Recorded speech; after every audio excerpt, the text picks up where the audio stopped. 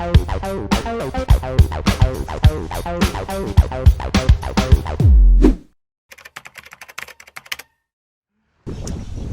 status update. Just got the boat back from Atlantic Outboards in Westbrook, Connecticut, and they installed the Suzuki 300. I had to take the shroud off, and we're gonna have to make a modification because there's not much clearance for the trim.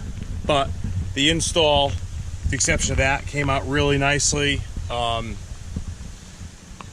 Just did a quick demo ride just to make sure everything was working properly, and had the boat up to 43 miles an hour with a half a tank of fuel, so I'm pretty happy with that. That's what I was expecting. Just got the boat back from Tindal Fabrications in Little Egg Harbor, New Jersey, and this Ttop came out great. It is a what we call a skinny Ttop. So basically it is the width of the console, and I had it specifically made like this. So let me show you.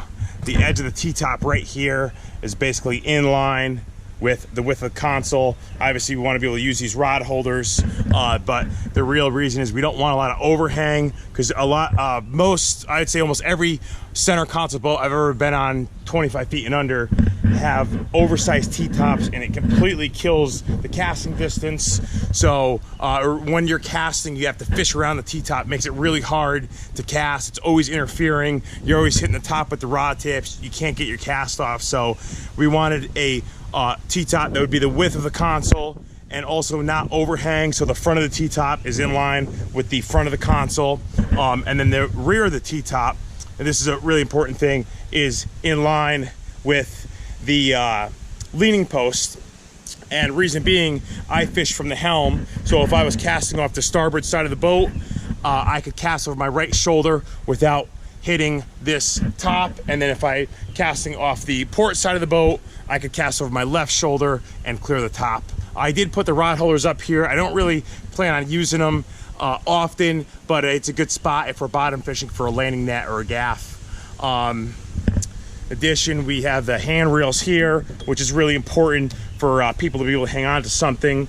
And then right here we have the track. We're gonna do a windshield right there, just one single windshield. And then up top here, I have to wire everything in, but I put my nav lights up here. Reason being, it will keep the lights out of your line of sight and not blind you.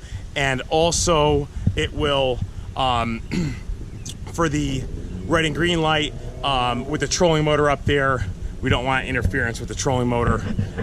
And then our Humminbird Chirp Radar, and we have to put our VHF antenna in here, so we're gonna work on that right now. Just ran all the wiring from the Ttop down into the console, our lights, our VHF antenna. I really like these Shakespeare waterproof grommets. Really nice, clean pass-through, seals it up nice. Same thing with our white anchor light right there.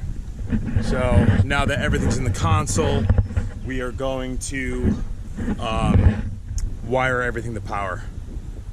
All right guys, so I just wired the lights, VHF antenna, anchor light, nav lights, radar in here. So check this out. It comes in through the pipe, through the T-top. There's our VHF antenna and radar, right down to the Humminbird Ethernet box, back of the VHF. And right here we have our anchor light, nav lights, and you know, I really like this switch panel from New Wire Marine, how everything's labeled here, and I let the labels loose so I can move them if I have to cut back wire at any time. The grounds are also labeled too, so kind of clean the wiring up here, and I'm pretty much done with all the wiring. The most part, I just gotta get a connector for the heading sensor. There's our Humminbird heading sensor. What that does, it just tells the GPS which way the boat is facing, so you get a real precise reading and you don't get the spinning of the chart if you're running course up on your GPS.